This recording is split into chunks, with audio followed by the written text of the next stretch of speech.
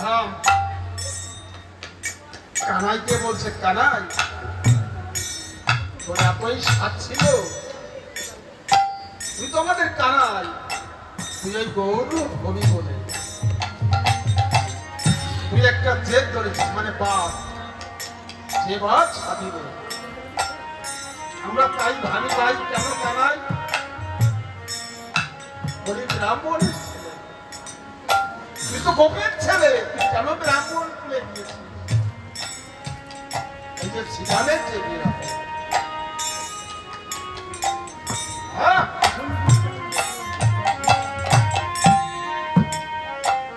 এখন বিদ্যার গৌরব, বিদ্যাভূষণ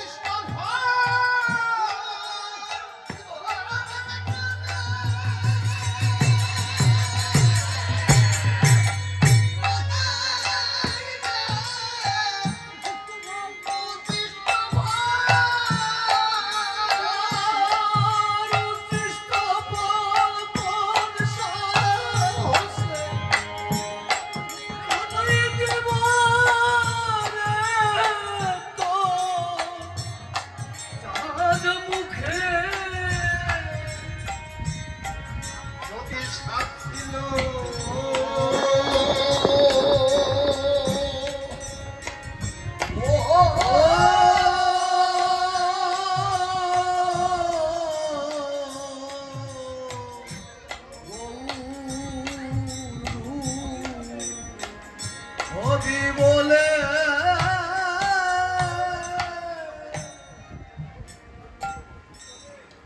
এখন খোদা নলে মরে চলে অশান্ত কি বলে ব্রহ্মমন্ত্রে গঙ্গা জলে মরবি কেমন জল ঠেলে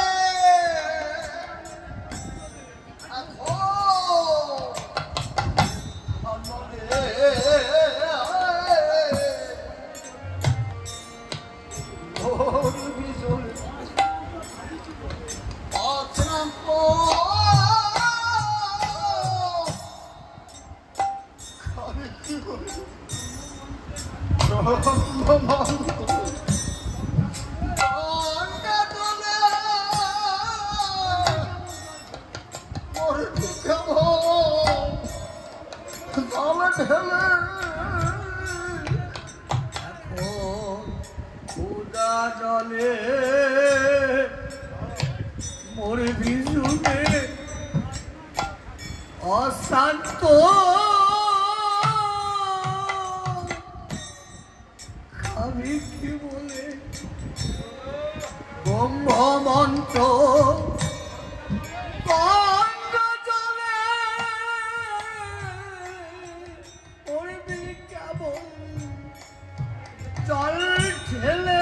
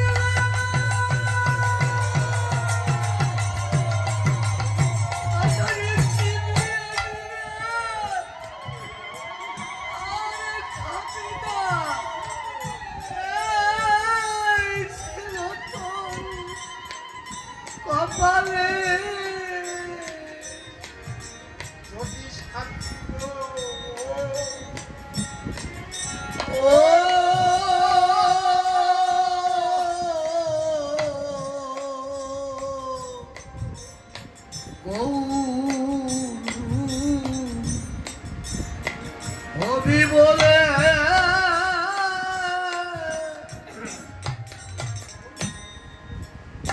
বলছে পায়েরও খোলা লবি না জানাই আমরা একসঙ্গে কখন চড়াতাম পরের দিকে ফল এনে শক্ত ফল হলে আমি চিবিয়ে দিতাম বাচ্চাদের মতো কানা করতে কষ্ট লাগে নাকি চিবিয়ে চিবিয়ে দিলে আর আর গভীর বাইরেও ধুলা লবি না নন্দের বাধাও আর ববি না নন্দ বাধা কাকে বলে খড়গ খড়গের নাম হচ্ছে বাধা দেখেছেন আপনার খড়গ দেখেছেন খড়গ তৈরি করে।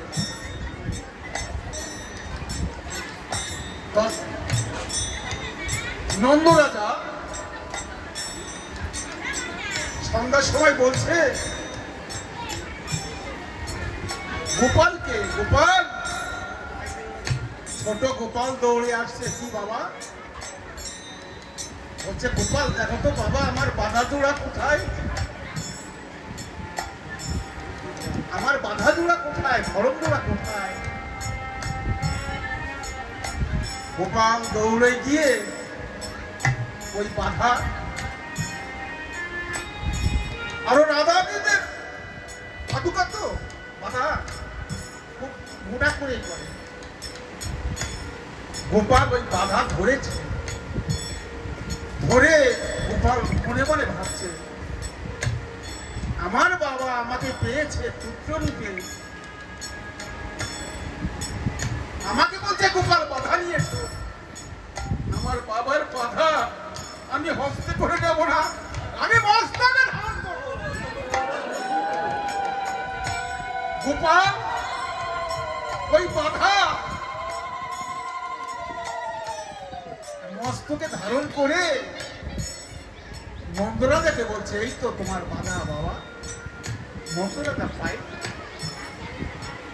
আরে মাত্র আরো কোথায় করছে ওই গোপীর পায়েরও ধুলা ববি না, ওই নন্দের বাধাও আর ববি না, দিদিও দিল এই খাবি না, এই ছিল তোর কপালে।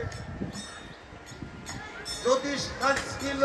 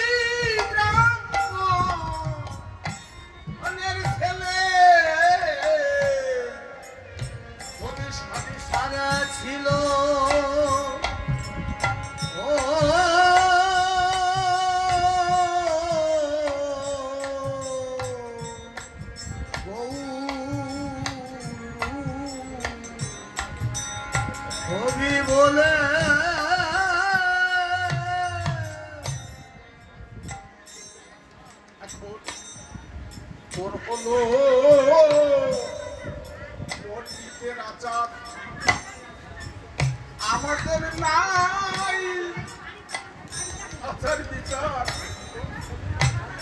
ও ছেলে রাখালের ব্যবহার বুঝবে না, প্রাণ গেলে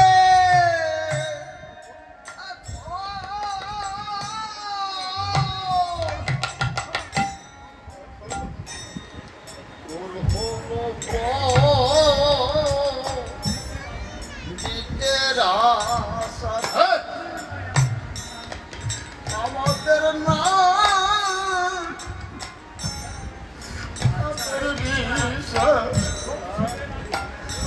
ছেলে রাখাল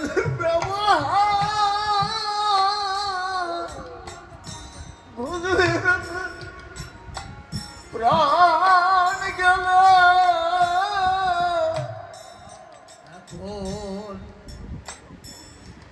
তোর হলো পণ্ডিতের আচার, আমাদের নাই আচার বিচার। গোপ ছেলেরা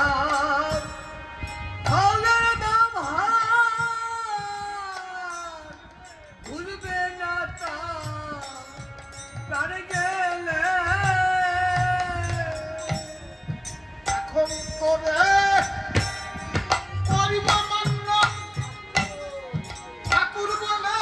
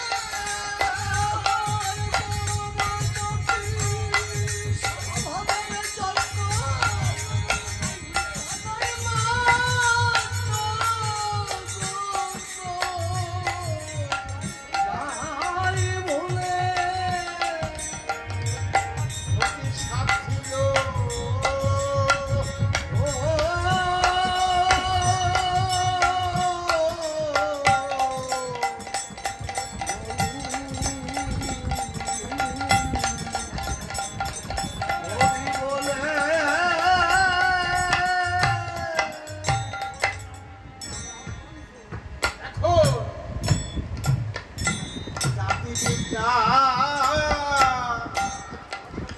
মহতত্ত্ব রূপ যৌবন মেয়ে বচন প্রেম পথে কণ্ঠক পঞ্চ তাইনি সদাম মন তুলে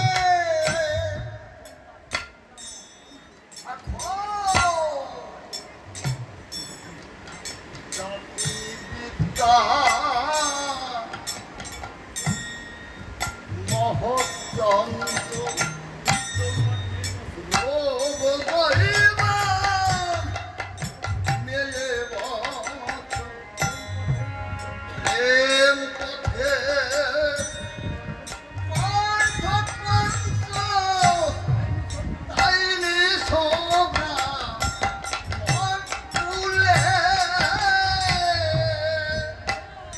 এখন জাতি পিতা মহত্ত্ব রূপ যৌবন মেয়ে বচন প্রেম পথের পঞ্চম পঞ্চ তাইনি ছোড়া মন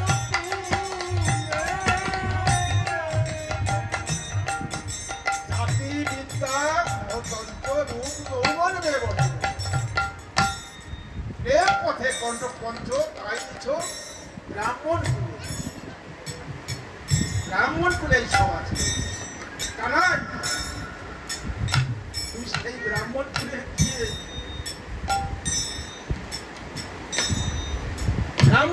গিয়ে তোর এখন কি দুর্গতি তো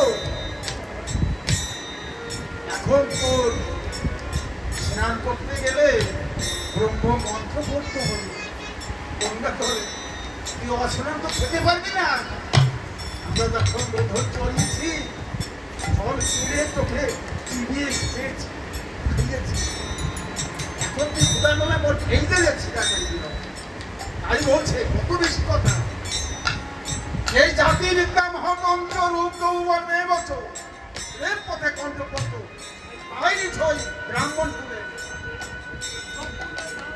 কুলে তাও ছিল না একদিনে কেউ পদিত না।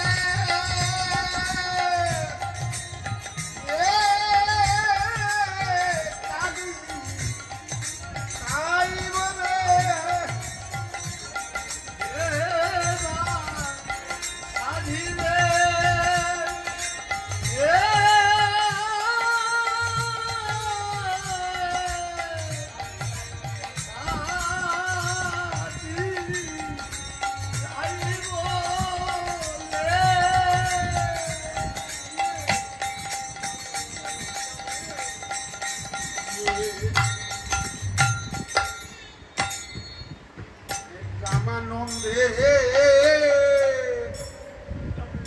চিৎকার লাগে পদ শূন্য পদ শুনিয়ে সর্বস্বপদ ত্যাগিয়ে ওরা কান্দি তাইলে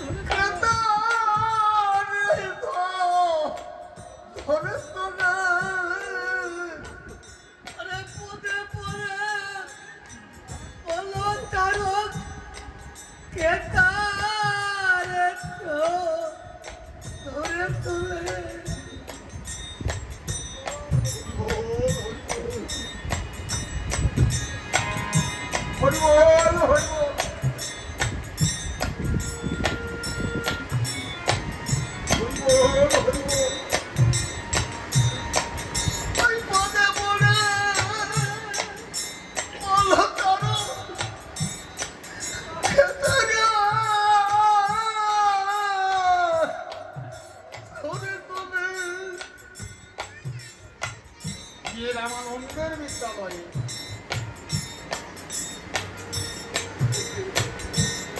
গৌরঙ্গ মহাপ্রভু রায় রামানন্দের কাছে যাচ্ছে তো কৃষ্ণ কথা হরি কথা শ্রবণের রামানন্দ বলতে গৌর হরি শ্রবণ করতে সেখানে কি রামানন্দের বিদ্যালয়ে পদ শূন্য সর্বস্ব পদ ত্যাগিয়ে ওরা কাজে লাগিয়ে দাদা আমার একটু ভুল হয়েছে আমার দাদাকে যদি একটা আগে থেকে ডাকতাম হরিবল দাদা রে হরিবল হরিবল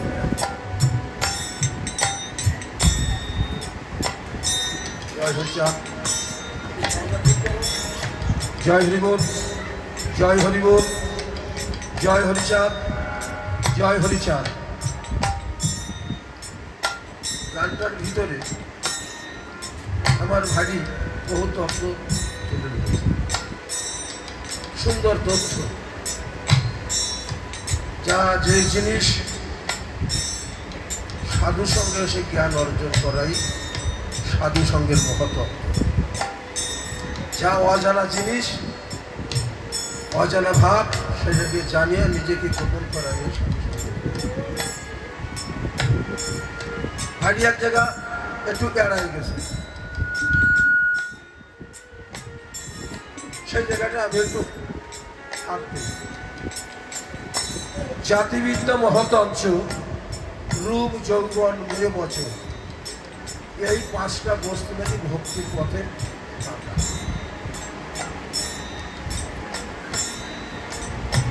সূক্ষ্ম ভক্তির পথের কাঁটা। সূক্ষ্ম ভক্তি কাহাকে বলে? রাধা প্রেম, অকামনা প্রেম ভক্তি। এই পাঁচটা বস্তুতে পথে কাটা হয়ে ভজন সাধন। দেখি জীবাত্মাকে অহংকার, অভিমান মনের ভিতরে জাগৃত করে মানব জীবন জগৎটাকে ধ্বংস করে নষ্ট করে দেয়। আমি মানব কুলে জন্মগ্রহণ করেছি, ব্রহ্মকুলে জন্মগ্রহণ করেছি। আমি যদি জাতির গৌরব করি, আমি ব্রহ্মকুলে জন্মগ্রহণ করেছি, আমার গৌরব। নরকের পথ বিদ্যারও যদি গৌরব করে, আমি বিদ্যার জগৎকে দান না করি, নিজের জ্ঞান, নিজের বিদ্যা নিজের ভিতরে রেখে আমি অহংকার করি যে আমি বিদ্যান, ওই বিদ্যার কোনো মূল্য নেই। ওই বিদ্যায় কোনো সাধন ভজন হয় না। ওই বিদ্যায় মানব জাতির জীব জগতের কোনো উপকার হয় না। অথচ আমি করলাম, আমি ওই নির্মগ্রামের পথে আমি এমনি ভাবে যে কাটাগুলো বহ। ভালো একজন মানুষের সুন্দর বাড়ি, সুন্দর পোশাক দেখলে মনের ভিতর জাগ্রত। দেখো, আমারও যদি ওই রকম হতো, আমিও যদি ওই রকম করতে পারতাম, আমিও যদি করতে পারতাম। রূপ যৌবন, এই রূপ যৌবন টাকার চিকচিকি। যদি না খাওয়া মানুষ টাকা হয়, ব্যাংকে থাকলে কুৎসিত হলেও তার চেহারা ফুটে ওঠে। আর মানুষের যখন যৌবনের উৎপাদন হয়, জীবের ভিতরে হয়, ওর দেখে রাখা যায় না। এমনি আপনি আপনি জগতের প্রমাণিত হয়। তখন আমার ভিতরে অহংকার জন্ম। যখনই তখন আমি নরকের পথে যাত্রী। গৌরাঙ্গ মহাপ্রভু রামানন্দের বিদ্যালয় শিক্ষা দান করতে যেতেন, ধর্মকথা শুনতে যেতেন। গৌরাঙ্গ মহাপ্রভুর আগে রামানন্দ অবতার বলে ভক্ত ভিতরে ভিতরে প্রকাশ ছিল।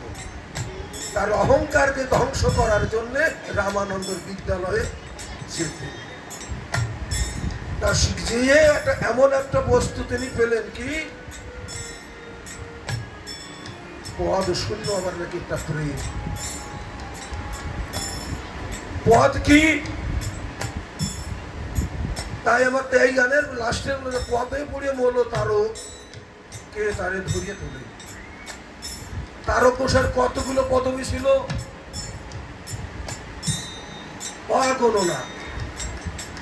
সুকবি, রসিক, রসরাজ, সুকণ্ঠী কবি, এই যে বিভিন্ন পদ, পদে আমার মনের ভিতরে অহংকার জন্মগ্রহণ করেছে। আমার মনের ভিতরে অহংকার জন্মগ্রহণ হচ্ছে, ওই পদের ভিতরে আমি ডুবে রলাম। মনের অন্ধকার জগতে আমি ডুবে রলাম। আমার ওই পথ মুক্ত করে আমাকে ওই জায়গাতে তোলার মতন মানুষ কেউ। পথের মহত্ব এমন জায়গায়, খুব কঠিন জায়গায় ছিল। তাই পথ ছেড়ে কয় গোসাইগুলো হরিচাঁদ মাতানো। এবার আবার ঠাকুর পদ শূন্য প্রেম নিয়ে এসেছে। একটু একটু ধরাইয়ে না বললে বোঝা কঠিন হবে, এগুলো আমাদের মুক্ত হতে হবে। কোনো কোনো জায়গায় দেখি মজুরা যখন বাড়ির উপরে দলবদ্ধ হয়ে বাড়ির পরিবারের সমস্ত মানুষ একত্রিত হয়ে এক মন হয়ে দলপতিকে বরণ করে ভিতর বাড়িতে আনে। তারপরেও অনুষ্ঠানের আগেই দলপতিদের আবার বরণ করতে হয়। কেন? আমি দলপতি, হতে আমার কি করিস তা আমি জানি না। আমার এই দলের এখানে বসাই আমার পুজো দিতে হবে, তা নাহলে আমার পদের সম্মান থাকবে না। সেই সম্মানের ভয়ে অকৃতজ্ঞ কর্ম আমাকে এইগুলোকে এই পথ থেকে আমাদের সরে দাঁড়াতে হবে না। সমস্ত মানুষ একমুখী ওড়াকান্দি যখন যায়, একমুখী হয়, দল যখন আসে, মানুষ বাড়ির মানুষ যারা পাড়া প্রতিবেশী যারা একমুখী হয়ে তাদের আহ্বান করে নিত্য প্রয়োজনে না। মানে আমার ব্যক্তিগত কথা, এটা না করাই আমাদের পক্ষে মঙ্গল হবে। এই পদের মহত্ত্ব যদি ধরে রাখতে হয়, ওই পথকে তুচ্ছ করে আদর্শ পথে চলে আমাদের ঠাকুরের বাড়িগুলোকে আমাদের অক্ষর মানিতে করে যাবো। আমরা মধ্যুয়া বলে সমাজের পাশে তখন কৃতজ্ঞতা লাভ করছি। পদ নিয়ে টানাটানি করে না, পদ করবে তারা, পদের লড়াই করে যারা রাজনীতি থেকে দেখেন তারা। আজকে সিপিএম টিকিট পায় নাই, আজকে বিজেপিতে টিকিট পায় নাই, তৃণমূলে এরাই করবো পদ নিয়ে টানাটানি। আমরা সাধুর জগতে মানুষ, সূক্ষ্ম সুপহাত চলবো, সত্য কথা বলবো, সবাইকে ভালোবাসবো। আমার পদ নাই, পদ শূন্য প্রাণ দিয়ে আমি মানুষের কাছে